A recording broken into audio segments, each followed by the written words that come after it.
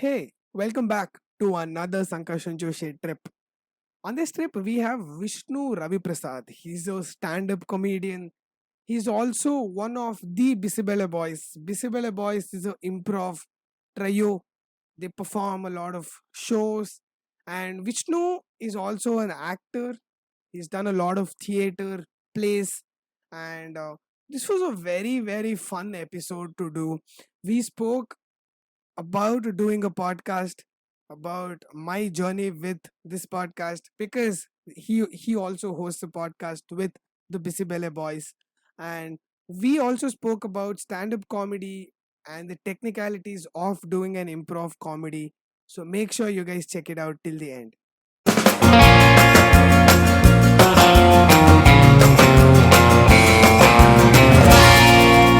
A Sankarshan Joshi trip. Woohoo! Hello, Sankarshan. I've been Thank working you. on my intro. What do you think?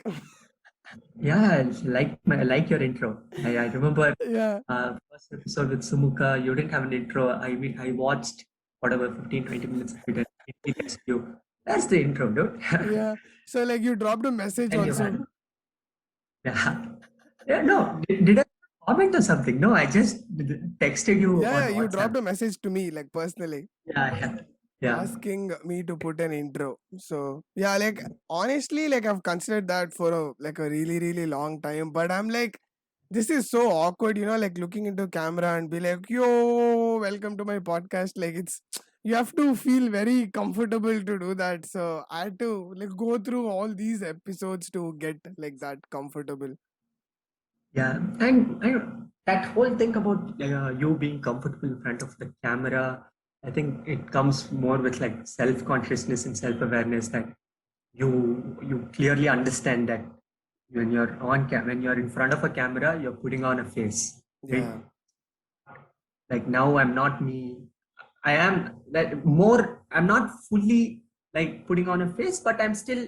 I know I'm on camera. I know I'm whatever on a podcast. It's like that, right? So you have to be self-conscious enough to understand. Okay, I'm on camera. I need to have this much to sell my product, right? Hmm. And The thing is, it's initially, like you do theater. yeah, yeah, You yeah. do theater. Same with stage also, no? Yeah. But the thing is, while you're performing, you'll never know. Like on stage, if you're performing, you'll never know if your voice is loud enough or if it's low. Like it's same with podcast also. Like when you're editing, that's when I realized, oh, I should have added like a bit more of excitement here, or like I should have uh, spoken closer to the mic, or like because I don't have that audio interface where I cannot hear myself. So like later on in the editing, I'll have to know if I was loud or if I was like low. So yeah, it took like 18 episodes of self-reflection and self-improvement. Yeah, that's like the thing, no? And on stage you have people, it's like one time thing. There's nothing you don't it's not there for eternity. When Yeah. you're doing this recording, it's there for eternity. You tend to look at it more because it's going up on the internet. People are gonna see it. And it doesn't matter how many views you get. Yeah. Going to be on the internet, so yeah, you'll be slightly conscious about it. On stage, it's like a one-time thing. Yeah. So it's fine. Plus, it's like multi-dimensional on stage, like you're acting and you're projecting your voice. But with podcast, it's just voice. Like now, especially, I don't know if you feel the same way that I've never seen anybody who like their own voice. Like when they hear the recording, it's like, why does my voice sound like this? You become very self-critical, especially with voice, right? So Yeah, yeah, like yeah. that thing. And when I'm editing, I have to hear myself over and over and over again. So now I am like, uh, I feel like nothing can hurt me in life now because I've gone through my own voice so many times. Yeah, that's true. Even I edit like BBB videos and stuff, right? So some like some jokes, uh, it's like we rarely shot comedy. We've only shot music videos and stuff like that. We just shot one sketch series, which is BBMP, which was written. Hey, I'm before not. we get into that, no, could you just Yeah, explain like what BBB? Could you just like from your own words, like what yeah. Bisibele boys? Who are they? Okay, so Bisbee Boys, we are an improv comedy trio from Bangalore. Started back in November of 2019. Not a good time to start. Okay. We are India's youngest team, and we are just doing improv. And we then started doing music videos, comedy sketches, and like if you have any corporate shows or college shows, contact us. You know, Yes, contact BBB. I'm gonna leave the links in the description so you can contact them. go ahead. Yeah. And yeah, we're just three comedy loving guys doing comedy together. That's it. That's basically our this thing. Why it started? No idea. Like, many people have asked. Like I know for like official interview, like when people ask, we do have questions. But honestly, like I don't know. It's just started. Three of us did improv competitions. We won. We were like, okay, let's put in money, some money, and like start see where it goes. And we're happy with where it is. I'm happy with where it is. I always wanted to produce my own comedy show, Hmm.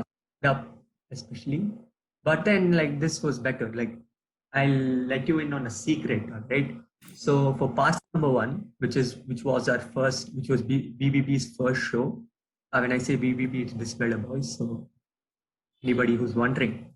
So for our first show, there was I think I still have that paper where I'd written the basic idea of what the show is going to be. Right, I'd written Vaishak opens, does crowd work 5 to 7 minutes. Avinash comes in, he does 7 minutes. His bit, he was doing this bit about he's a US citizen, so he used to do this bit about how he came in and he still has an accent and how he gets dragged and stuff like that. Um, I think I still remember a joke where he said, uh, I think I think Andhra Pradesh is divided into three states: Andhra, Telangana, and South California. so, he had good stuff. Vaishak was really good with crowd work and like getting the crowd hyped up and stuff. That's why still date he's the guy who comes up on screen even in online. Or at first he goes up on stage and does the by 15 minutes, so that's 30. And after that, 30 minutes of improv. That was the plan, right? Because we never thought that we could do 1 hour of improv. We never knew that we had the capability to do 1 hour of improv because we didn't know. And then when we started doing practice and stuff like that, then it was like, okay, Vaishak and Avinash don't do stand up. Only Vishnu does 15 minutes of stand up. We do 45 minutes of improv, right? This was like a month before the show. This place. 1.5 months before the show was 30 minutes improv, 30 minutes stand up. Then 15, 20 days later, we were like maybe 15 minutes of stand up Vishnu does. Vaishak does 2 minutes of crowd work, and the rest is 45 minutes is improv. Then, like, like, few more practices happened. We were like, okay, I guess we can do improv 60 minutes. That's fine. I guess we can do. And then we ended up doing 90 minutes of improv on stage. So that's how it started. So yeah, I think I still have that paper where I've written down the first show structure that I had in mind that I would I didn't know Vaishak and Avinash also wanted to produce it and stuff, invest money. It was majorly like I was like, okay, I don't care if they don't. I'll invest money. I had done some internship. I had enough money just to Put on one start show. put down one show, and then those two were like, yeah, we'll also do, and we split it, and we made whatever. Yeah. Yeah, it's so beautiful. Like, I'm actually proud of how far you guys have come because I was there when you guys were Yeah. practicing improv, even before you guys hit the competitions, even before thinking about Bisibele Boys, you guys were practicing in college. And like, I've seen from there to I was there when you guys put the first show of like parcel number one. That was the first Bisibele Boys improv show. And it was hilarious. Like, I could literally I was taking it all in, like I was looking at all the people around. They were all having so much fun, and I was so proud of you guys.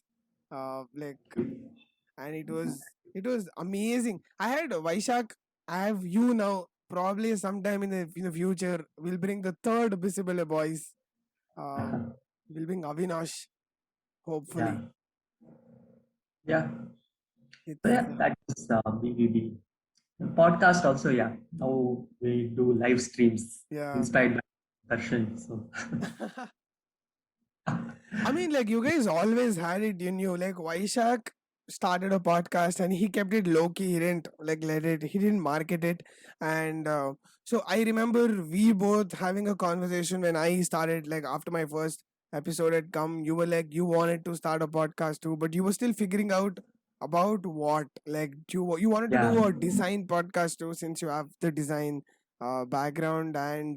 yes, Yeah, I was actually like excited again as much as I was excited for your first show when you guys started doing the podcast because I mean I can see where this could go. Like not like Mhm. even though you guys are doing it now on Zoom and then you guys do a YouTube live, but I could see like where this could go in the future because it's a bunch of comedians who bring in like different guests from different backgrounds and you guys talk about that. It's very interesting.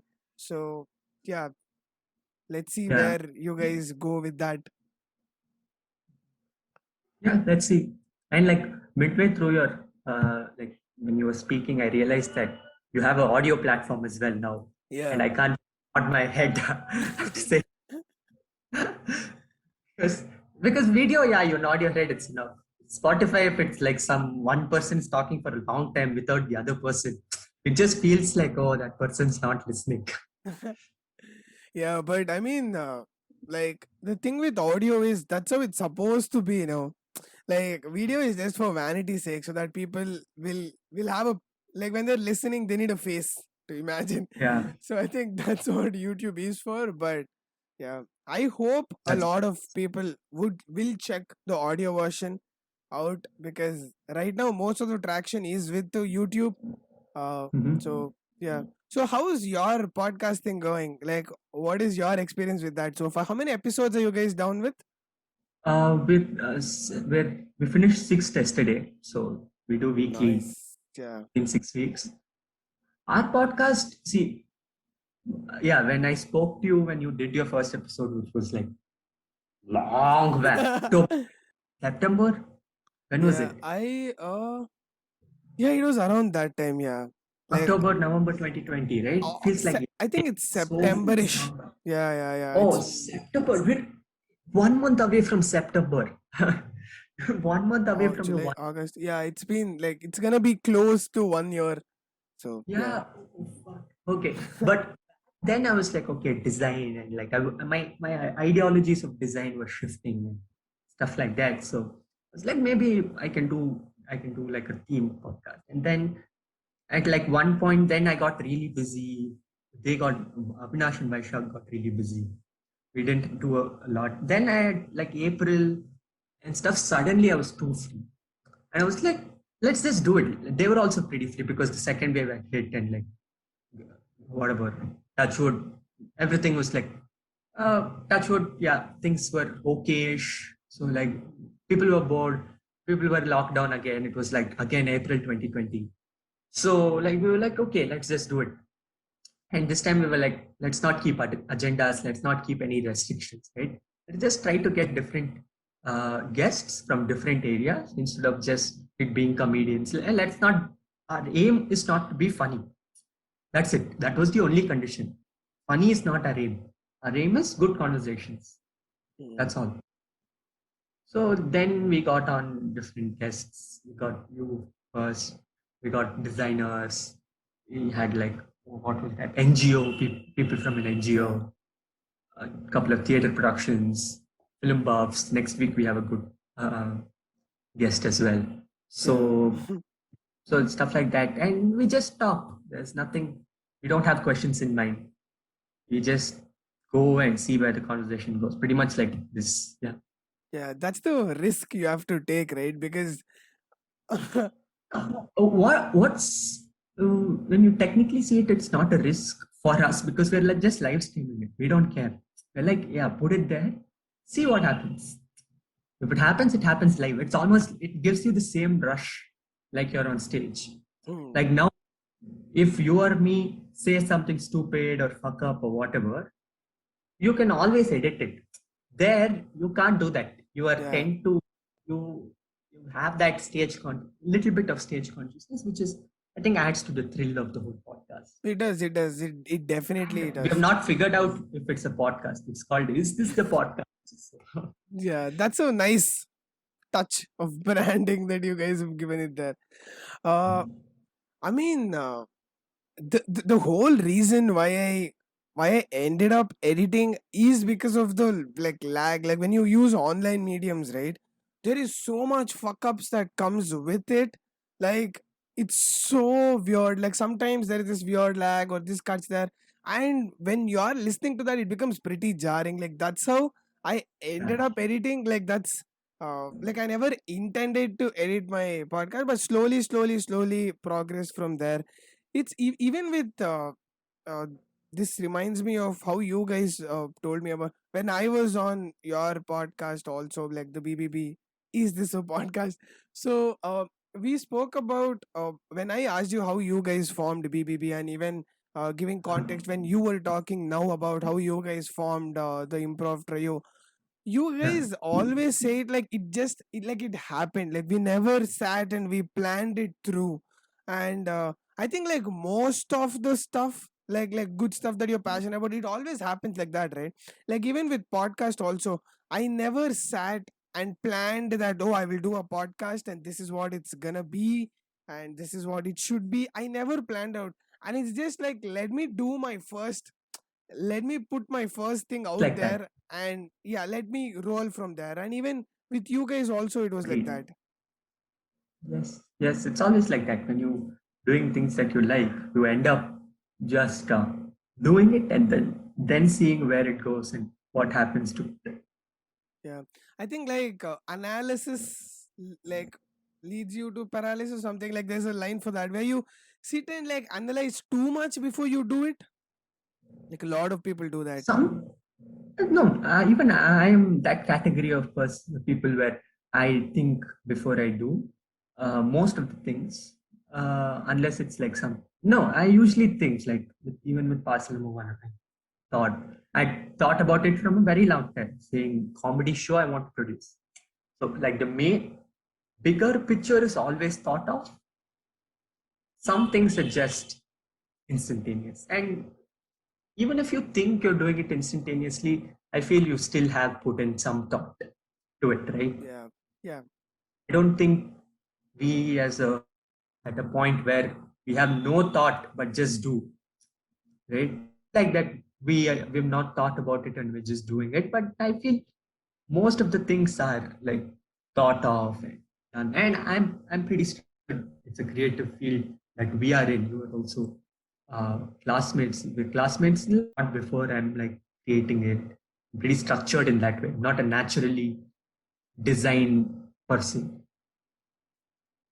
yeah. I mean, like you always want to do good. Like if you like something, let's say stand up or let's say improv or let's say maybe the podcast, I'm always like, I need to give my best. So even though I'm just doing it instantaneously, I am always in a mindset that I need to give my best. Like I need to give my best kind of. So that's why like Yeah. when I started off, there is like so much that I had to learn because that was the first time I was ever doing, like I was putting out like some form of content out there. And like I had like zero knowledge about like how to go about it, or anything for that matter. So yeah, like I knew that I was not good enough. Like when I started, I 100% knew that like I need to learn a lot. Like like I need to get better at it. But yeah, I never stopped doing what I was doing, but I always knew how better I could get at it. Started because you wanted to do it and like just started it out and then you figured it out now over the course of 15, 16 episodes, right? Yeah, I mean, like initially I started because I love having conversation with people which are not just about like gossips or like some yeah, like about that. Like every time, even we both spoke, like it was some quality content. Like every time we both spoke, or every time I spoke with Vaishak, it was always about like either theater or acting or about like something that's happening in the world.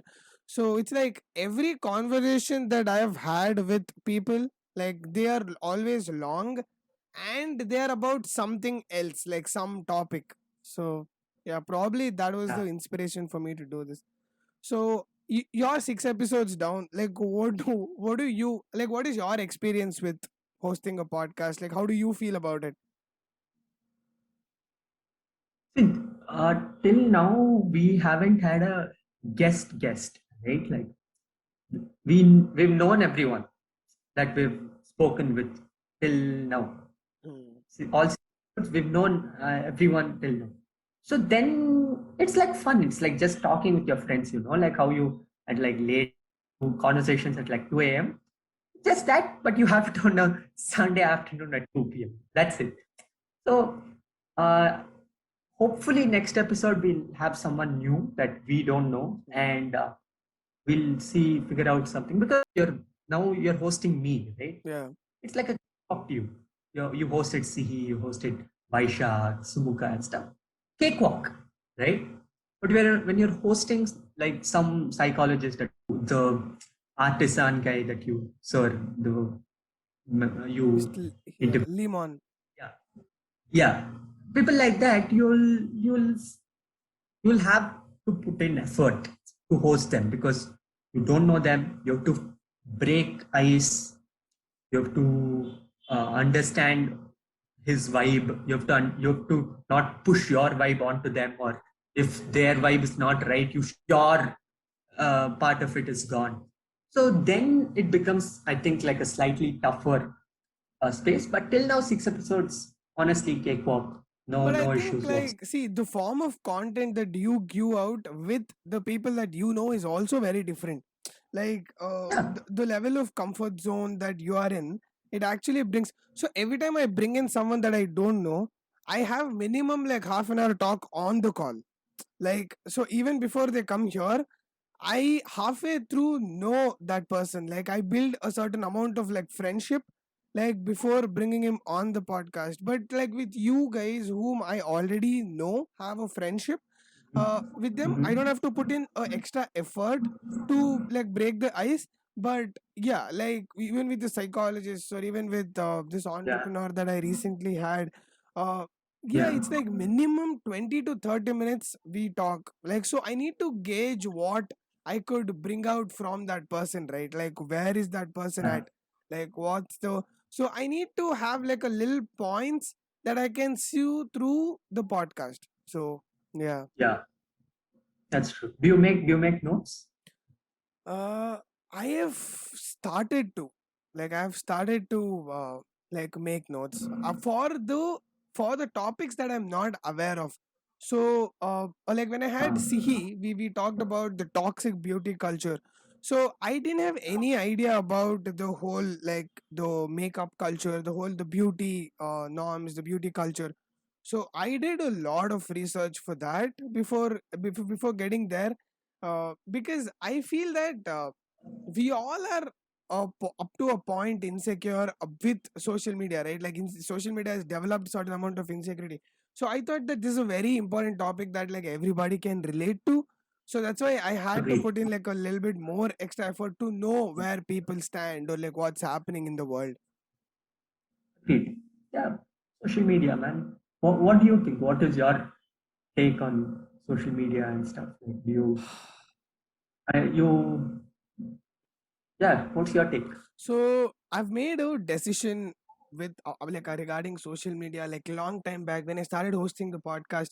I said that there is no need for me to put my personal shit on social media. So back then I used to put like birthday posts, like that's where I was. So like when I started hosting the podcast, I've decided that I'm gonna put stuff related to my podcast or related to fitness. Like I chose I would show only that part of me to the world through social media and nothing else, because I feel like there should be something constructive that should return back from social media if I'm doing something. So yeah, To you, to me. constructive back to you. Yes, Okay. yes, to me especially. Like it should add in like some form of value to me. Like I started seeing social media more as a tool, not as a simulated world. So yeah, what is your take? Pretty much the same. Like especially the tool part of it is pretty much the same because yeah, I just think it's a place where I text people, I put out content, you leave. That's a business post on whatever. Yeah, I've also stopped doing all that birthday shit and stuff like that. But yeah, I put up personal stuff as well now and then, like go somewhere, stories, stuff like that. But don't you choose to like put that as a social media person? Like you're curating that social media person. Are you conscious of it? I don't have a social media personality. I don't think. No, I just put out whatever I feel like putting out. If I feel like putting out a story someday, I'll put it out. If I don't, I won't. It's like that. Just it's just instant stuff. I don't I don't use that much. My daily average is below 1.5 hours. So I think that's a Mine good is thing. 30 minutes. Like that is my like max average. That's damn good. I Really mean, good. it's very entertaining though. Like Yeah, now, I thought mine was like, I thought 1.5 hours. I'm like a saint. It's like 30 minutes. You're too good. no, it's like that's the average. Like some days I use zero, some days it's 1.5 hour. You zero? Yeah, some days I don't. Yeah.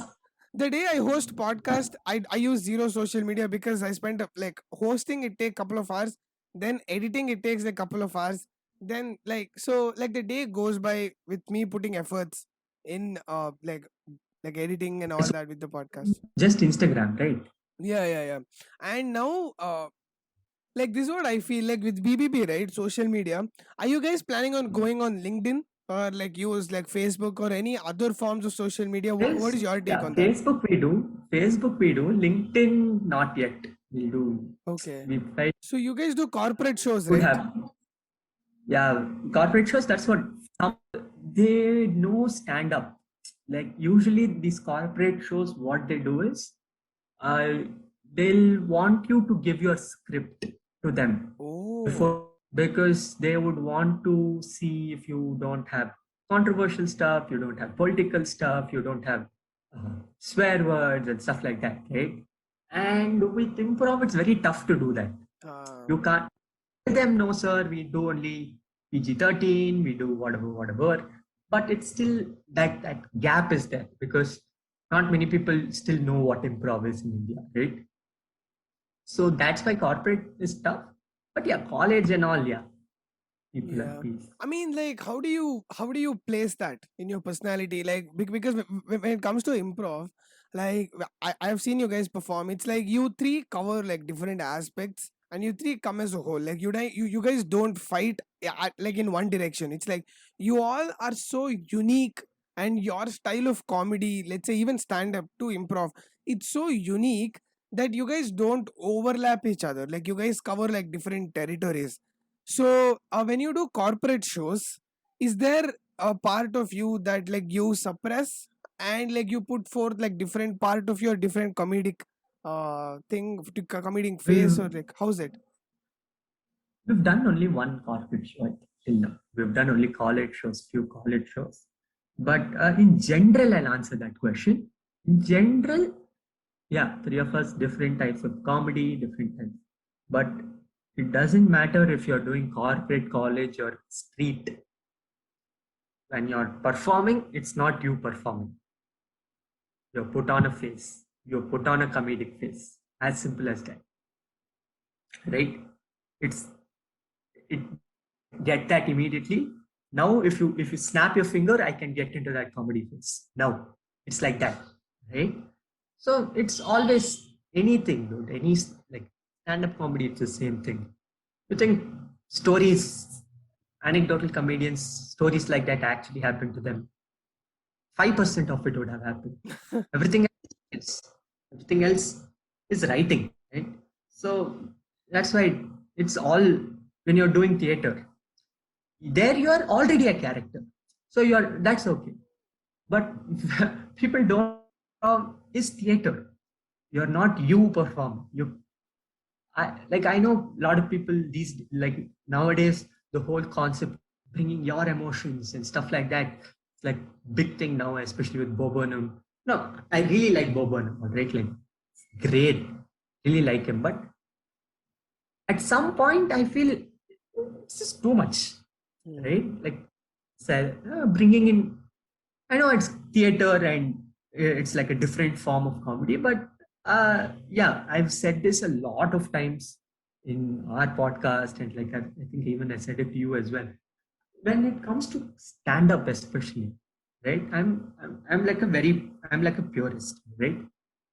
I think stand up is meant to be in a way, and it's meant to be done in a way. It's meant to be perceived in a way. It's a very structured art form. I feel it's not like abstract art where you draw triangles and rectangles and be like, oh, that's the Red Sea, that's the Caspian Sea. No, it's a very structured art form. I feel that's just my personal opinion, that it's a very structured. That doesn't mean that I don't enjoy comedians who are not structured. I, as I said, definitely enjoy watching Bo Burnham. I know his songs by heart. I enjoy watching, say, someone like George Carlin was pretty like political and stuff. I don't like political comedy. Not a big fan of political comedy or anything edgy and dark, because I feel like edgy. Oh fuck it! Like I fucking hate edgy stuff, right? Because at one point it just feels like, hey, come on, like these jokes work when you're in a group of friends, you're 15 of you and you're sitting and you're like tracking these, it's funny. But don't do that when that's it. So some foreign comedians, Western comedians don't do shit like that anymore, at least. They've never done it and they still don't. Few Indian comedians still do it. Few A-list Indian comedians still do it. I know I'm not like anywhere close to them to even comment on them, but I feel I've followed Indian comedy since 2014 and I've been in Indian comedy since 2006. At least make small comments on it. So, because yeah, I get irritated when someone who doesn't know comedy or not even followed comedy comes up and tells some call comment to me, right? I don't like it. Like, I know it's like suggestions. Hey, come on. Like, if someone who's watched comedy, I don't care if they're not funny. If you watch comedy since say 2015, that's when you're following it till now. That guy knows more comedy than any comedian who started 1 year back and who's done 200 shows, right? It's just exposure. True. And I think that you say that like you can like instantly put a comedic face. Like you can literally do that. I agree with that too. Like Yeah, I've told a lot of people whoever asked me about like your comedy, like what I think about you as a comedian or how good you are at it. I always tell that Vishnu is like he can put on a comedic face, like you can literally do that. But with Vaishak it's like very different. Like Vaishak, he is like even if you have like a 10-minute talk with him, in that you laugh like 3-4 times. Like generic talk of the way how Vaishak talks is like that. But with you, it's yeah, like you have different like personalities in you. Like you have that like designer, you can critique, you can analyze, you can yeah, like that form of you. And then there is like a candid, funny, like that type of personality, and you can do that switch. But Vaishak is like he's like one personality. Like even though he can, like when he's directing a play he's like a very different personality, and like when he's acting in a play it's like a different personality. But with comedy I feel like he's very like yeah. whole with that. Yeah, that's the thing where he is like a more internal comedian. He brings his emotions to the stage, stuff like that. Which works. Yeah, That's why it mix, right? Personally, I believe, yeah, it's fine. It doesn't matter At the end Even of the day, Avinash is like that. yeah, Avinash is also pretty, like, he's also pretty natural. He's also pretty, like, Vaishak kind of He's like comedy. Yeah, very expressive. Like he has this personality, Like I feel that amongst you three, that you can distinctively tell like Avinash has a very like standing out personality kind of guy he is. he's a Like more expressive. yeah, he Yeah, is his. like few stuff he does, like props and stuff. Vaishak, like two, I think recently in some interview, ICB interview, not recently, long back. It just feels like recent. They What's asked, oh, ICB? they are improv, like a comedy, improv comedy team in Bangalore. They've been there for like 5-6 years now. So basically, when I think about it, I feel why funny, like absurd stuff. And Avinash is great with his body language, bringing in props, bringing in building scenes and stuff like that. So yeah, I think all of us have different Yeah, personalities. That's you said in the beginning as well, right? yeah. You've been comedy for a while as well, right? If I'm not wrong, I appreciate comedy a lot. Like I I cannot. appreciate. Yeah, like even like I had this phase where I like talking, and like when I'm being like That's yeah. Go ahead, go ahead. yeah, so Sorry. like when I like talking, and then like sometimes in my family or every time we gather, like I am kind of the funny guy. So even like I had this phase where I was like, should I try like stand up comedy, or like no, sorry, I want to try stand up comedy. Like I don't know if I'm good at it or not, but later on I realized that's a different ball game. Like I tried writing a bit, but it's very crisp, right? Like writing a bit is very crisp. Like you cut out all the extra bullshit. I'm more like a podcast guy than like a stand-up guy. Like you can talk for like hours, you can put like fillers, you can put that. But writing a stand-up bit is very like crisp. You cut out extra bullshit. You just nail the joke, and then you segue to another joke. You nail that joke. Even I believe in that. Stand up needs to be bits, needs to be crisp, needs to be written down, needs to be metered like music, and delivered with perfection. Otherwise, it's not going to be good. Or I I used to be like that. I used to write, like go perform, see how it feels. Word, that word is not working. Can I remove that word? Can I change that word? Can I make that word funnier? Or can I pause on that word? I used to be like that. Then, yeah, it takes a lot of effort. I Yeah, it realized does. I It don't. does. I mean, I realized skill set. Also, I don't have fully. I have maybe 50% of it, but effort and that dedication, not dedication, that effort. I would love to put in that effort, but just that I procrastination takes over, hmm. I guess. Plus, I mean, like you have to have it in you though. Like it's even though you can learn how to write a stand-up bit, even though you can learn how to perform stand-up comedy, you still have to have it in you. Like when you see Seinfeld, right? Like when you see him, his stand-up comedy, he talks about the most silliest shit ever. Like he can just talk about a shoelace, and he can do a bit about that. Like that level of observation and that level of empathy, that see, if you have to do a stand up bit about a shoelace, you have to put yourself in that shoe, right? Like you have to think from that perspective about like Yeah. life. You need to have that in you, man. Like you have to have that dent in your brain for sure. Yeah, that's true. But yeah, Seinfeld, yeah, one of my favorite. Worship him, technically. Yeah, yeah. But and that's why, sometimes I would never want to meet him because I feel he's like the worst fucker in the world. But yeah, his comedy pretty Did you see brilliant. that video where Kesha the singer, she's like can I hug you, can I hug you, he's like no, Yeah, no, he says no. no. Yeah, I know. And then later he says, I A lot don't of know who stuff. she is. Like, why should I hug her types? Yeah. And he just does comedy. He doesn't care about anything else. That's the face. Yeah. Comedy is a face. Outside, it doesn't matter, right? I mean, you have to be a nice guy, obviously, at first. But it doesn't matter if he's like not hugging Kesha, or he's not, or say, I don't know. I feel No, but it's I fine. think Like, when it comes to celebrities, right? Like the personality matter a lot. Like, so let's say you are a good stand-up comedian, but if you like every good stand-up comedian, they have a branded personality. Like, how do I explain? Like Kenny Sebastian, right? He has his own like personality. Like that is very iconic to him. There is Kanan, there is Kevin Hart, right? They have this own like personality, so people should like you. Like now, I like Kenny Sebastian as a like person. Like I kind of like him. Like I listen to his podcast, so I like him. So even though he does like a silly joke, I laugh my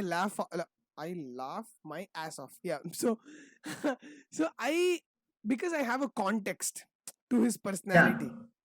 So I yeah. think that if you have a shitty personality, let's say, like Kevin Hart, right? Like he had an affair. Like he had a scandal that had come out. So like when you go listen to him during that Hmm. phase, like where his scandal had come out, I feel like you will not enjoy his stand up as much, or this is what I'm assuming, because it's like you have to like that person in order to enjoy what they're doing. Even with actors also. What do you think? Half and half, I guess, because at the end of the day, it is the person. You have to be a good person. That's like the end goal of it, I guess. But yeah, uh, it's basically separating the art from the artist. Right? Mm. Yes. No. So sometimes it's okay to separate the art from the artist. Um, like say Kamal Hassan, right? He's not like a must have, he's had like multiple affairs. It's like whatever he's been, but it His doesn't mean that personal he's life not. has been like shitty. Yeah, that doesn't mean he's not a good artist. He's probably the greatest artist India has ever seen, right? So it's like that. Sometimes it's okay to separate the art from the artist. Sometimes, like, if it goes overboard, that's when it needs, hey, you have to think. Otherwise, I think I've always seen art and artists separately, because I don't know if it's because I've been in that artist field for like whatever 3, 4, 5 years now. That I know that when you're on stage, you're a different person. You're not the same person. Because you are in the game. Yeah, of course, Kenny Sebastian has a podcast. He's saying it's like unfiltered, and he's being like the amount of filtering that would have gone through in that in Simple Ken is too much. True, true. I mean, Right? like that's not like completely him, but yeah, that could be like a polished version Yeah, of him. yeah. So it's nothing on the internet is real. I feel Mm. Burnham, I he could put out the most self-conscious, most like a special that makes you think, a special that makes you like analyze, special that the dead opposite of it, right? And you can still create content like that, correct? Mm. Like it doesn't. I've seen people like I'm. I don't know. I might get into trouble if people watch. No, I won't say. Were you about to bring a celebrity's name up here? I don't care if I bring in a celebrity's name. Me You saying some you celebrity's just name is stopped not yourself from saying, like, just to give a brief of what saying that that. is. No, I'm just saying that art and artists can, Yeah. unless it's super bad, like the artist super bad, then no, that's bad. That's wrong. Mm. It's some or like Seinfeld kind of thing and all. Like I've heard people say, "Oh, Seinfeld's not a nice guy" and stuff like that. I've heard people say, "Oh, John Mayer cheated on Taylor Swift, so I don't like John Mayer." Yeah, calm down. Like I think it that people doesn't. idealize, right? Like that's where we all come from. Like let's say if I like an actor, if I call myself as that actor's fan, that means that I'm idealizing that person. Like when I'm idealizing that person, it's like that person is like a god to me. Like that person is unreal. That person is. But do you respect the art or the artist? I mean, like like just to. like artist personality. It's like I worship them. Like you keep them on a pedestal, right? Like let's say, like just a random So example. you're worshipping the artist, not the art. Uh, I think that you start liking someone initially because of their art, but then you kind of become their fan. Like you start like putting them on a pedestal. Like it's a combination of both. It's like you like that artist because of the art, and vice versa. Like you, like once you like that artist, no matter how shit the person put, you still like that art. It's like though it goes both ways. If I like an actor, if I like him, that means that Mhm.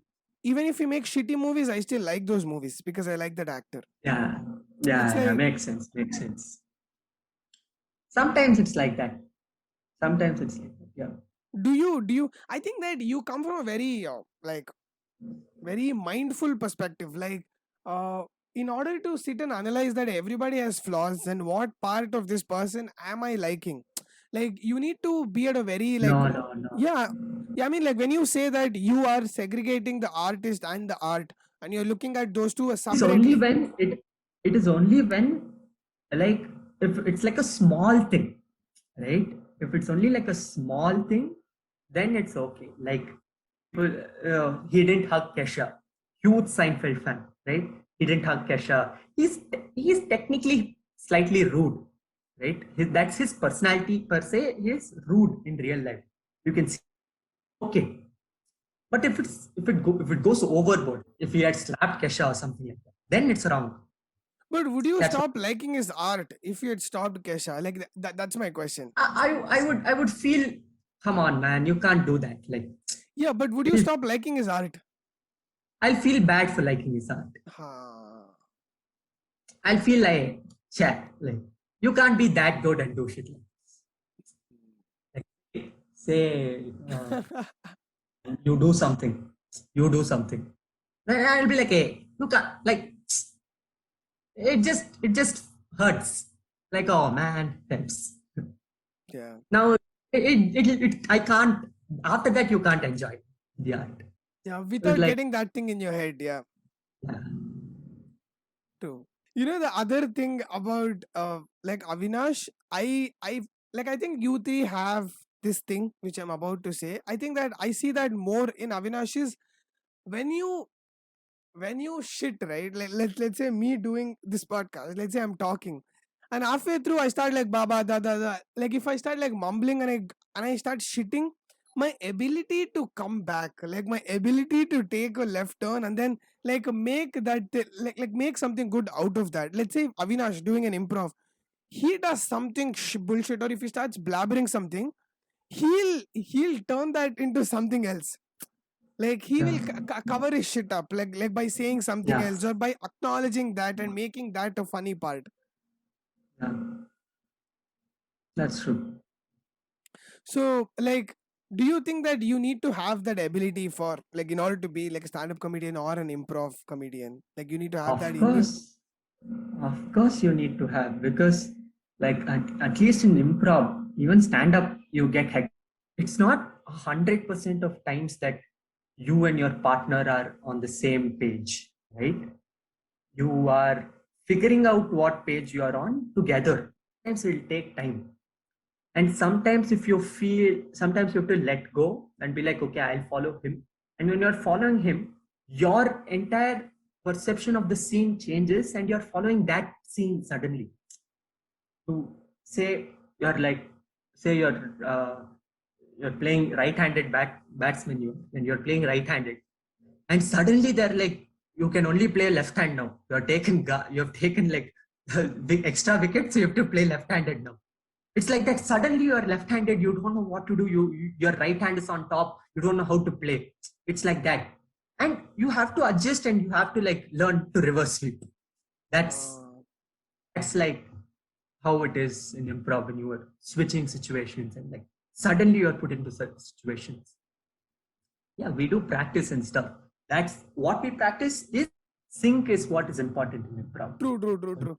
I think that's the most like crucial part about doing improv comedy is when, like you said, right, I can just imagine myself like being there where you have one narrative that you want to go, and then if your other like improv teammate takes Mhm. it in another direction, you Mhm. need to like you shouldn't be like egoistic, and you shouldn't be that I want to go this my way. You need to think about how is this bit coming out as a whole to the audience. So you need to be able Right. to prioritize if which is on the go. Like you shouldn't overlap his bit, or you shouldn't like it's like doing like podcast in a way, like that part where you need to know like which part to let it free, and then when that part hits a plateau, you need to be able to like take a left turn from there. It's like you need to be in a very cohesive holistic environment as a team. So what other parts do you think is like crucial to do improv comedy, like from your experience? What are the like the key points? Um, Understanding of each other. You need to know what what is comfortable, what is not comfortable. Sometimes doing uncomfortable shit is funny. Uh, Sometimes it's okay also, but like most of the times it's not. It's you just you don't go into scenes that like the other person doesn't like, or like the memories with it and stuff like that. You tend to not go into those scenes because it's not fair. It's not fair. First, even if it say I do that and it's funny, it's not fair for the partner, for the my partner on stage, right? Like I might as well just be the scene not be funny.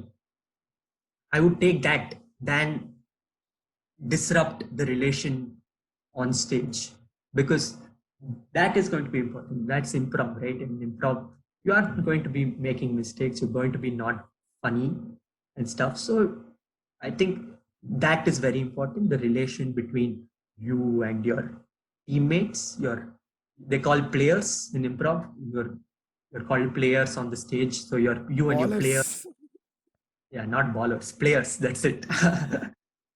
Even your players need to be having an understanding of each other and know what's comfortable, what's uncomfortable, especially with physical comedy and stuff like Yeah. that. So stuff like that is very important. Other than that, just adapting to situations, man. Just it doesn't have to be. You don't need to be good with one-liners. Uh, you don't have to be funny with punchlines and stuff. You can be funny with situations. You can be funny with the ideas that you bring in. I can be like, or I can say, did you do? I can feel like, hey, do you want to drink water from this bottle? I can say, hey, dude, you know what? There's some pink color liquid in this, dude. Can you taste it? It tastes little bit. It tastes little bit like Gatorade. You're doing weird stuff. You're exaggerating stuff. You're doing stupid shit, and like then figuring out what to do. And when I say, oh, it's like pink Gatorade, and he can be like, hey, no, hey, you're drinking Gelusil from 1 liter bottle, like that. So it's like that. You exaggeration is very important. You don't have to be funny, one line Yeah. funny. You be stand up funny.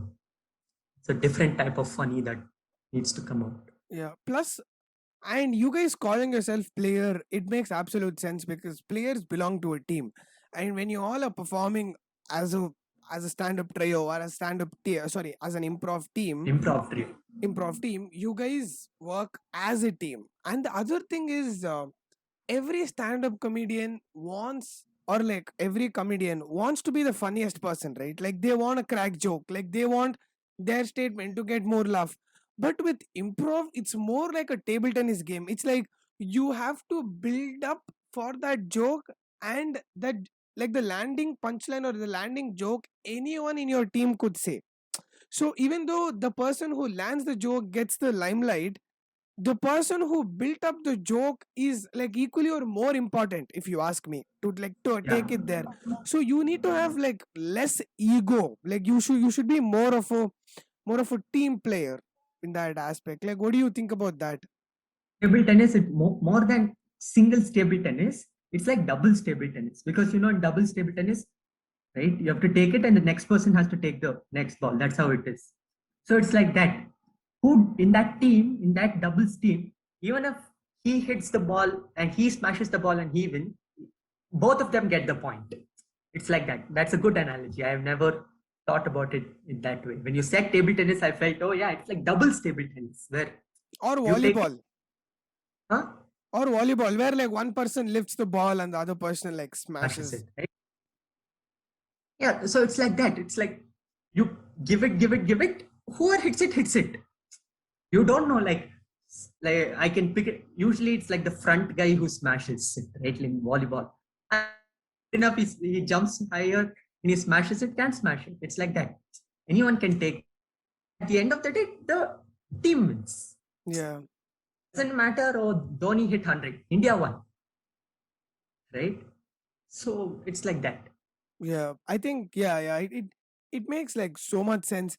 Plus, like I feel like if you do improv, there is so many things that you learn from it that you can apply to any instantaneous form of art that you do. So let's say I listen to this fitness podcast, and so they have a format where like the first half of it they talk about like current events or like whatever's happening in their life, and the next part of it they do Q&A where like people ask them questions related to fitness, and these are like bunch of trainers who host this podcast, and it's called Mind Pump. So these people, right, like these people, they do improv, like they have they bring in like once a week, or they bring in like improv trainer, and they actually like train, they do like couple of improv exercises before Mhm, doing their podcast. So mhm. that gets them rolling, that keeps them funny. They now they know how to be instantaneously funny, or like they can improvise from any situation. So that That's adds true. like so much value to the podcast as a whole, like their podcast. So Yeah. there's so much you can learn from improv and apply it to real life. Yeah, that's true. Yes, and is a very important thing. Like the base of improv is yes, and I think that can be put into like normal life also. Yes, and anything and move forward. To build That's a like conversation, you have to. not just build a conversation, anything, right? Like something happens, you can't fix it. Like you can fix it, of course. You can't be like, oh no, it happened. You have to be like, yes, it happened, and And what do I do? so yeah, I think that we were called on to like some corporate thing where we were like we had to talk about improv and stuff. And Avinash was busy. He had some presentation, some even Vaishak and Avinash both were having exams. Vaishak had finished his like half an hour before that thing, and Avinash's was right at that time. Right? So it was just the two of us, and we went on saying, "Oh, yes, and is very important to life." Like, oh, and like how yes, and can be put into life. You're put into difficult situations. You put into situations that you don't know, but you're gonna say yes, and you're gonna meet characters and stuff like that. So improv life, guys, and stuff. So, but genuinely, it's true. We were 20, 19, 20 back then. It's funny when that happens. But now, when you think about it, it's like pretty real. Like improv ideologies can be put into life, Yeah, especially yes and instead of seeing what happened or oh no this happened. it's like you have to accept what has happened and you have to take it from there. Even with improv, let's say I am part of your trio, or let's say I am in Invisible Boys, and I say like terrorists just dropped a bomb, like I just said Hmm. that. You Hmm. guys have to accept what I said, and you guys have to do something. You guys can't deny what has happened, like or what has been told. Like if scenario is set, you guys cannot escape from the scenario. So I think like given that is applicable to real life. Let's say shit has gone down, I cannot change what shit has gone down. I have to accept it. I have to improvise based on what has happened to put on a good Yeah, show. yeah, yes and what to do. It's they say yes and always it's just two words that any improv you go to basics of improv to anybody they'll be like yes and that's all. Okay, but I feel it's yes and what, yes and why, yes and how, yes and when. Setting It's up a all scenario. it, not just for improv. Say something happened. Say, oh, I fell. Yes, and how? I was riding my scooter. I fell. Yes, and when? I fell 2 days back. Yes, and why? I was riding at 60. It had rained. I put brake. I skid. It doesn't have to be what, when, why, how for everything, but that's like improv. It's usually questions and answers to them. Yeah.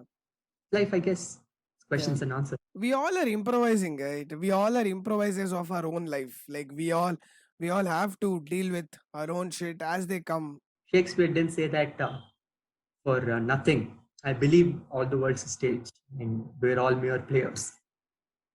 You know, a lot of spiritual texts in India say that. Like a lot of them, they just say that we are just like an actors and we are all in a play, like Yeah. directed by.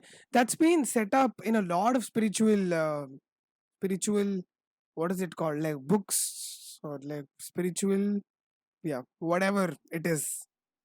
Since we are people from CBSE, we don't know about Indian spiritual stuff, but we do know William Shakespeare. Yeah, William Shakespeare, he's one. Someone should make a biopic on his story, man. Is there a biopic on his story? Some over enthusiastic British guy would have done it by now. But I feel like his his entire I think he became more famous after he died. Like that's what I feel. Like Yeah, like nobody gave a shit while he was alive.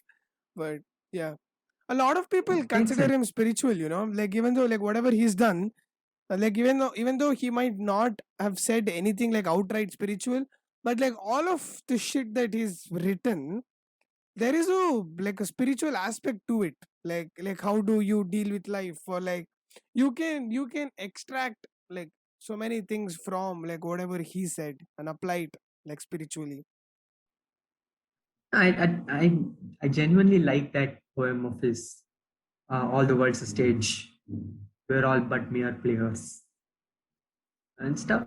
In stages of life, in infancy, your then your whatever cell stages, and then you're back to infancy at the end of your life, right? I really like that. And in CBSE, you are taught a lot of stuff, right?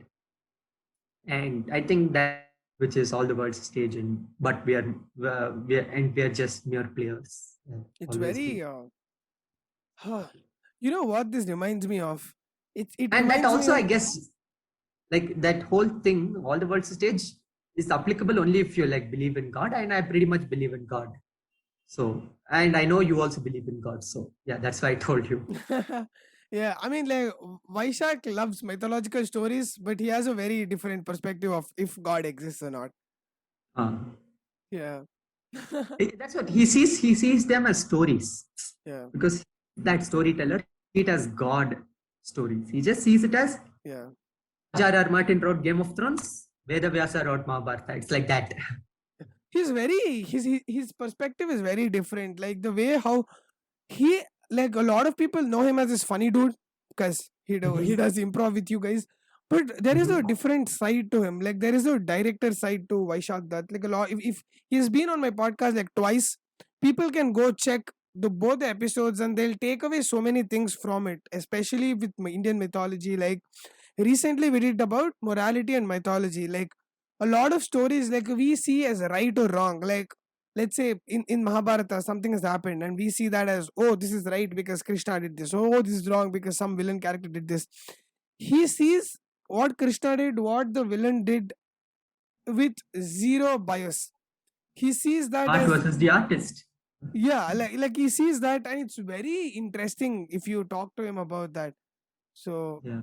very very very very cool. And you know what this reminds me of? It reminds me of when comedians be serious, it hits you. Like when when it's like when you talk about like spirituality or like whatever we have talked so far, it's like when funny guys talk about something serious, you will listen. Like for some weird reason, it it comes It's out because as of its off personality. hmm. That's that because yeah, I've always said this multiple times. A lot of people know as well. Like at least like friends who I've spoken with for some time know that off stage Vishnu and on stage Vishnu are different, right? Very different. See you for the first time on stage, think you're like that off stage also. Stupid. Like I wouldn't be. Eh, be on stage. That's it. Don't come down stage and come. Don't come out of stage and be that person because that person is different. That person would be annoying off stage. In for real life, that person would be irritating. On stage, you're giving a altered reality. That's why it's good. So yeah, it's the shift in personality that makes it. Even if I'm talking bullshit, it'll feel like, oh, serious. That's why comedians get into a lot of shit. I'm not considering myself a big comedian. I'm not considering myself a comedian also, first off. But even if they say something slightly serious, things It's get because have you seen Fatherhood on Netflix?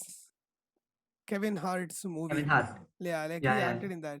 And like when you see him in a serious role, right? Like it Mhm. hits you. That's the first point. And the second point is comedians can Yeah. act. Like they can fucking act. Like if I've seen like so many comedians in South India, in South Indian movies, in North Indian movies or Western movies, in like any movies, comedians can do like a psychopath level acting roles also, and they can do comedic roles also. They have such versatility in the way they act. Simple, most simple, clear example is Jim Carrey did Ace Ventura and he did Sunshine of the Spotless Mind. Like, like how he did butt talking in Ventura, and Eternal Sunshine of the Spotless Mind. Oh, all that range. Yeah, Even Steve, he did Office and he did Big Shot. He yeah. did Have you seen the movie, the wrestler movie? I don't know what the name is. the Jake It's Gyllenhaal one. no. The one with Channing Tatum as a wrestler. Uh, there is Mark Wahlberg is Channing Tatum's brother. It's basically the story where these two are wrestlers, like Olympic medal winner Mhm, wrestlers, and mhm, he goes to, they go to this training camps, like UFC fighters, like boxers, they go to training camp. So they go to this training camp uh, of this like rich dude. So that character is played by uh, what's the name? You just told me The Office. Steve Carell. Yes, Steve Carell. Steve Carell. Yeah, and he's the villain of the movie. So Huh. you should see him act in that. It's very, very different. It's like funny people, like people who has that range, right? Like they have the ability to go in the opposite direction also. Yeah. Yeah. I- In our play, like you weren't there to watch my play because you guys were doing that corporate show. It was timed very weirdly. Huh. So in that, one of my co-star, like Manik, so he had this character, like he had to play this character who thinks of himself as a as a narcissistic actor, basically, who thinks that he's really cool, who thinks that Yeah. he's like a very like Joaquin Phoenix level actor. So the way, the level of exaggeration that he had to like put out, so basically I tried doing that character but I couldn't, man. Like that level of exaggeration you have to put, like in order to play that like loud mouth narcissistic actor, you have to play that character. It's very, very hard. Like if you could, in a movie, if you see some, like let's say a trans character who's like overly expressive, that character is hard to play. What do you think about that? Yeah, I guess that's true. But then again, I, my concept of acting is also pretty. That also differs. Like as I said, like structured. I don't character eat for breakfast today. I'll act like that. I'm not like that. I read the lines. From the lines, I know what the character feels like. I know what the character would be like, what the character would sound like. That's the most important thing. Sound and like the body language is the most important thing, right? So then I just go about it. I don't think, oh, maybe this. I don't give backstories to characters. I don't see, oh, what would the character do in this situation? What would the character do in that situation? I don't see that. What would the character do in the situation that's been written? There's there's nothing that's going to matter. It does. You're doing it for the audience, right? For the audience, it doesn't matter. They're not going to visualize, oh, I can see this character in that situation. Maybe in that situation, this character would have reacted like that. It doesn't matter. If you didn't react properly in that situation that the script demanded, so in that manner, I'm very like structured. I know you're not like a very structured actor. I know you like you are like you think about the character, which is what a lot of people do. And sometimes I felt like in my beginning stages of acting, professional acting in Bangalore, especially, wrong. Like, am I taking it too lightly? Because I used to take it very lightly. I used to learn the lines. I just be like, yeah, I know it. I know my character, and I used to play it, and I didn't like the director wouldn't say a lot of things. So I was like, why am I taking it too lightly? And people used to think, oh, they used to do exercises of like make coffee for themselves. How the character say go wear their shoe, like stuff like that. It's like actually like proper living type, like method acting Living the type. character. It's not method acting. It's just method acting is getting into the like that. Yeah. That's different. What would the character do in different situations and all they think. I tend to not do that a lot. I tend to stick to. I agree and disagree with you like on this, because first I'll tell about the disagreement part and then I'll tell why I agree with what you said. So my last play that I performed was directed by Vaishak Dutt, and I played this character of of a victim of abuse by his own father. So Yeah. it's like uh, outright physically abused, like violence, but sexually abused, that's a question mark. Like that's left to the audience to assume whatever they can. Like that was such a emotionally like bearing performance. Like in a sense, it was very emotionally draining. Like after every practice I had to like go back to my room and then I had to relax, because like there is so much the things that like I had to cry, I had to like scream, I had to like, it was very like emotionally draining initially. Me, even when I auditioned for a lot of plays, I would never prepare. Like I would completely go on there, completely be like a natural at it, and I would believe on my emotional instincts. Like I would believe in me like getting emotional and bringing the character out. Like I would rely on that aspect of it. But the problem with that is some days you don't actually feel emotional. Like I, while practicing for the play with Vaishak, initially I would rely a lot on my emotional, like I would rely on my instinct. Like I will get emotional, like I'll start crying, then I will do it. I don't have to like practice, I don't have to prepare. But after like 2 3 practice I realized that emotion is not very new to me. Like I'm not getting emotional with the same self talk. Like I was not getting emotional at all. So then I had to work on my method. Like that's when I agree with you. Like I had to work on my behaviors. I had to rely on my practice. I had to rely on my process to reach there, not on pure emotion. So yeah, like I kind of agree with you there. If you want to sustain as an actor, you gotta believe in your practice to reach there. But if you are a newbie, if you're very like new on what you're doing, you rely on raw emotion. So yeah, like I Yeah. agree with you there. Yeah. Yeah, that's true. It's like create. I don't. I've always this. I always do this silly thing of dismissing creative things as subjective. Like there's no black or white with creative things, right? It's always gray. So that's why like you it's not that you have to be just this process oriented guy. You need to have, sometimes it's good to have those, like those real emotions, right? And it helps. Like maybe it gives you that extra edge. Maybe if I had that real, if I am able to bring in real emotions into my characters when I'm doing a play, I might be a big actor, who knows. So like there's always that subjective gray area to creative things. Yeah.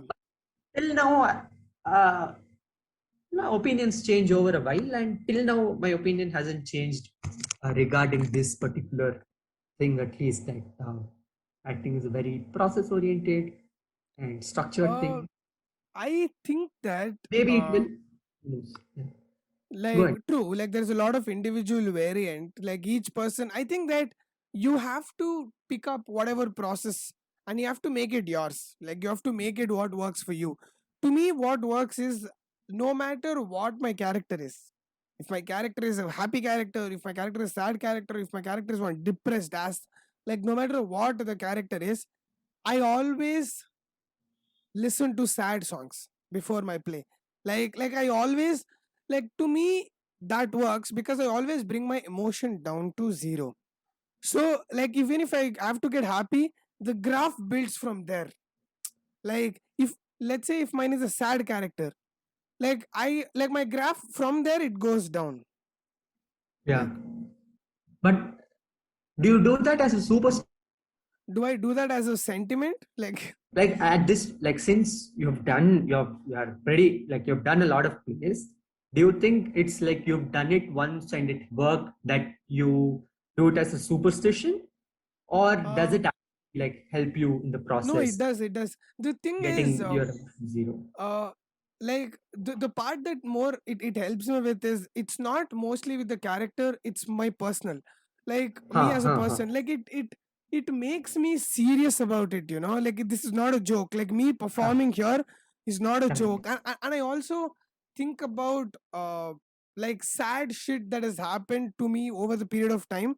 So I'm like, me being here it's so much of a blessing to me that like there's so many people who could have been here, watched me perform, but they're not here. Like all the, like I think of all of that, that brings me back to being in the moment and actually taking the moment like very seriously. And like that's like the personal aspect. Like me, it like me help. Yeah, It's like like a it very, help. yeah. Sorry, what? I meant like it's like for your personal thing, not the character. It's for Sankarshan. Yeah. Like so when I'm at that point, then I start thinking about like the character. Let's say, oh, I'm like, so basically I removed happy emotion, I remove sad emotion. I have to be Makes in a sense. place where I am neither happy nor sad. Like I Makes take that, sense. I take myself to, if I'm getting happy, I think about sad thoughts. If I'm like very sad that day, if I woke up sad, I think about a little bit happy memories. I have to be in like I'm not happy, I'm not sad kind of state. There I kind of like tends to, like Also, I build from there. that's true. That's true. Yeah. Not in general, just before getting on stage, stuff like that. Yeah. No. I don't have any like superstition. No, I don't. Do you? Yeah, I have quite a few, to be honest. I don't know if superstition at this point, but I think it's a superstition more than a routine. I've I always drink one small bottle of Coke, always before going on stage.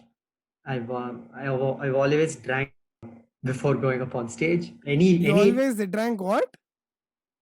Coca-Cola, that small bottle of Okay. Coke, before going up on stage. This just for professional stuff. Like if I'm doing professional BBB show, or like some college competitions and all, I don't do this shit. I don't have superstitions for that. Uh, that I do. And before, I have this little, like, I just, for like 2 minutes, I'm just like blank, and I'm like, just, I don't have anything in my mind. I'm just like moving my body, like freeing up. I'm stretching myself to, like stretch my body like that. And I touched the stage. Since I believe in God, I touched the stage before going. And you do this like No, like not that much. Just whatever. All Yeah, right. I That think that that's how all religious practices come in. It's not about you believe in God or not. It's about you respecting the form of art in a very weird way. Like, yeah, let's say you want to go on stage and you are praying before going on stage. That means that you are, uh, like, you worship the form of art, like in a different way. Like, it might you pray for some other, like for some other identity, like as God, but you're doing through this. yeah, yeah. So It's but yeah, that I've always done. Like theater, of course, I don't do that when I'm entering stage. That'll be stupid. I would do it before the show starts. But improv, like when I'm coming on stage, also like I do it. So that's a superstition. so That's proper superstition. Like if you don't do it, do you panic? I'm not done it. So So let's say before you go perform an improv, like there is no coke, like you don't get coke at all. Like, would you be anxious to go on stage? call it Coca-Cola, please. Okay, okay. We are in the art business now. No, Yeah, performing business. So yeah, Coca Cola. So if yeah. you don't have that, would you be anxious? I wouldn't be anxious, but I would feel like, hey, something is wrong. Like something I've not done. Like that feeling when you're about to leave on a vacation and you feel something you've forgotten to pack.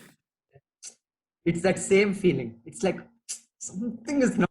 I feel like, or like when you're going and suddenly your mom tells, "Oh, did you switch off the gas or did you switch off the geyser?" It's like that. It's like Yeah. that. Shit, you would Makes have done sense. it.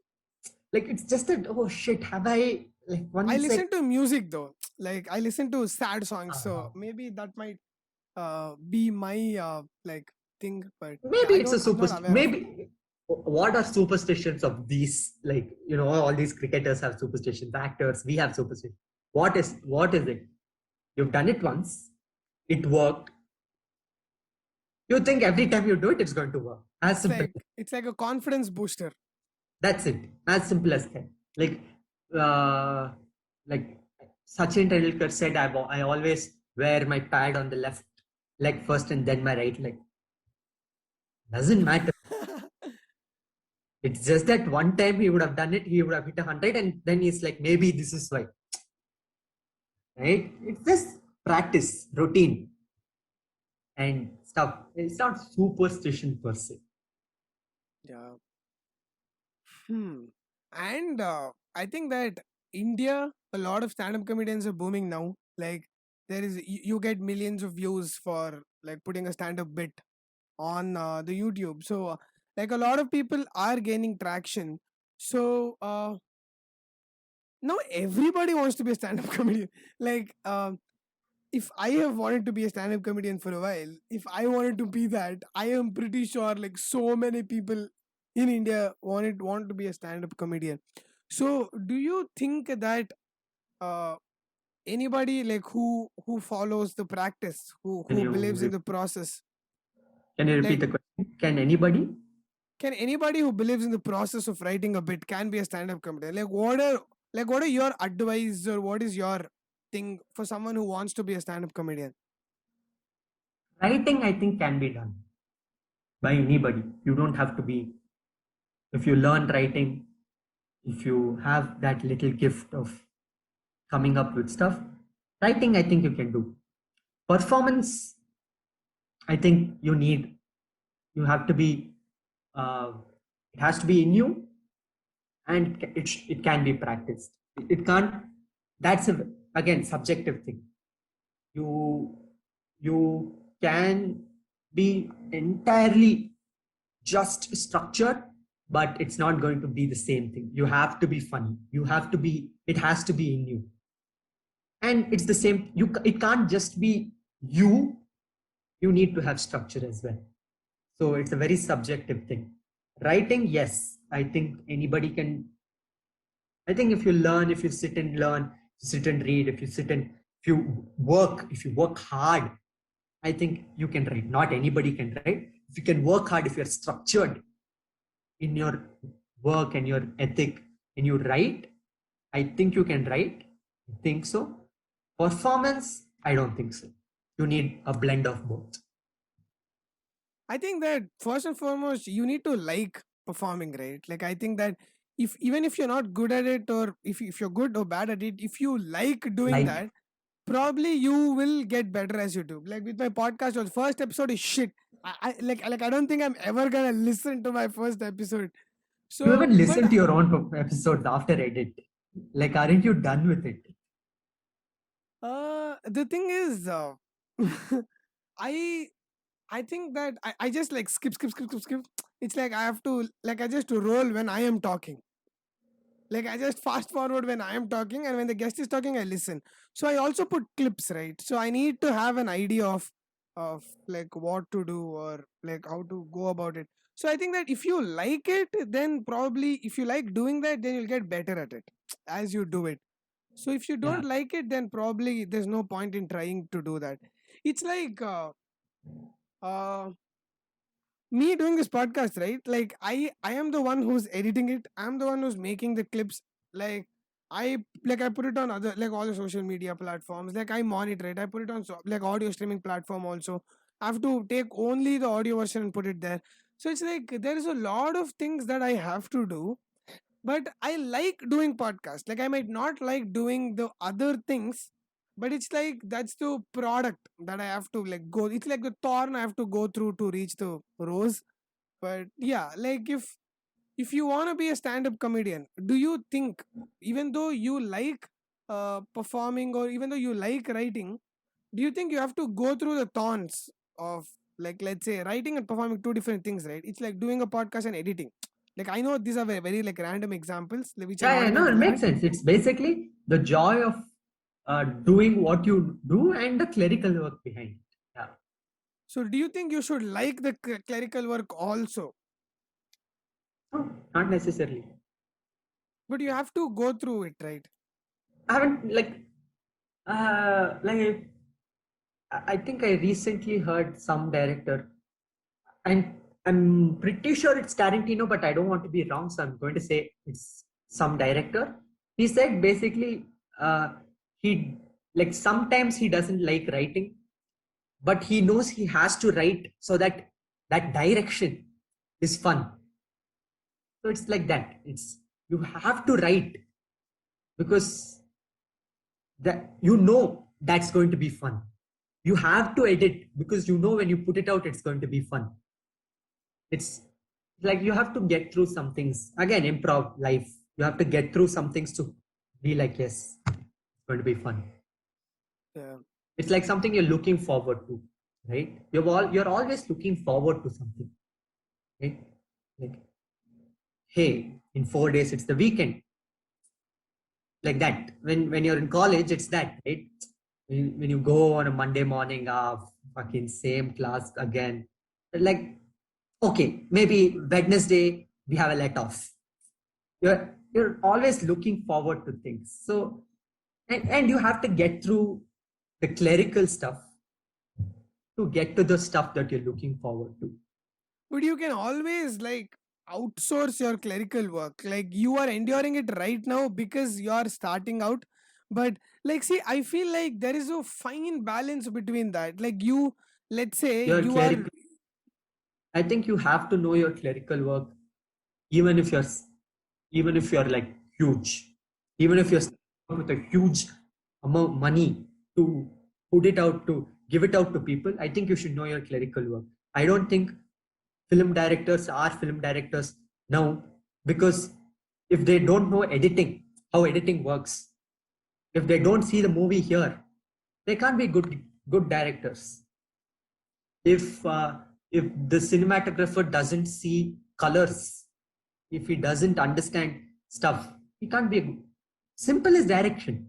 If you can't think how it's going to be played out, how your screen, when you're reading, if you can't realize how it's going to play out, you can't direct it. You need to know editing to do it. It's the same thing you with writing as well. You can do stuff, but will it be feasible? Same thing with design. You can design whatever bullshit. Will it be feasible? So you have to know stuff, It's like the entrepreneur mentality. kind of, maybe. Like when you're starting up, right? Let's say you have a startup and you want to start. You're doing everything. That doesn't mean that you have to like it. It's like in order to get your Yeah, product out there, yeah, you have to do simple. everything. So I think that like I'm trying to justify this statement because if let's say you're enduring through engineering college for something else and you don't like the process, that means that it's not good for you. Like I'm just trying to find the balance. Like right now, even though I like doing podcast, I don't like the process of editing. I don't want to give out like a wrong message. Like if this is what I say to everybody that I know, if you're not liking let's say when we both were studying bachelor's in design, when we both were studying it, I was never waiting for Sunday. Like I was actually liking going to college, like meeting people, all that. Like it was fun. But if I did engineering in something, I would have hated every single day of it. So I think that you still have to like the process. So you still have to like it, but you have to endure other like things too to get that fruition. Like there is a silver lining between both of that. Yeah, yeah, for sure. I think that's a good note to end the podcast on, giving some wisdom out there. Words of wisdom from two 21-year-olds. Perfect. Yeah. Thank you so much, Vishnu, for doing Thank this. you. Thank you for having me. Thank you. I hope you do more episodes. You get you get huge guests. You get Rogan in your episode number 500. 100 special, Joe Rogan. Yeah, thanks for saying that, man. I love watching you guys perform. I love like whatever you guys doing with the podcast. So whoever's listening, you will love the stuff that the Bisabella boys are doing. I'll leave the links to all that in the description. So if you're listening to this only on audio streaming platform, you can come to YouTube to find the links there. So Or just go on Instagram, Sankarshan Joshi Trip, and like find him enough. Yeah. thank you. You're reaching Silver Jubilee very soon, no? Yeah, You're reaching Silver Jubilee very soon. 25 is Silver Jubilee. And yeah. 18, 19? I wanted to bring like Sumuka back because he was my first guest. So That'll be nice if you do silver, golden, all platinum. Everything if you do Sumuka. yeah, but let's hope he'll be down to do that. He should be Yeah. free. Yeah. 25, 50, 75, 100. Everything is Sumuka. Yeah, I You mean make the thumbnail and keep things.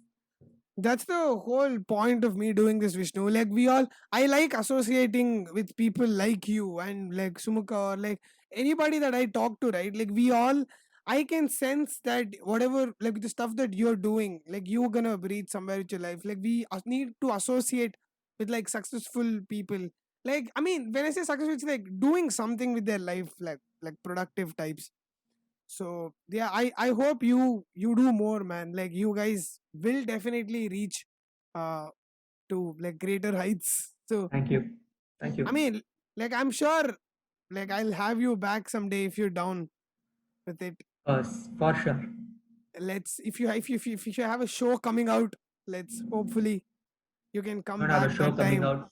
Just Sunday. We'll have a new podcast, fun podcast. Sunday, Yes. a huge day as well. So yeah, cool. So yes. Thank Thank you, you. man. Thank you, Sankarshan. This podcast is now recorded on video as well as audio. If you want to see my beautiful face, you can come to YouTube. If you want to hear my beautiful voice, you can check it out on Spotify, JioSaavn, and Ghana.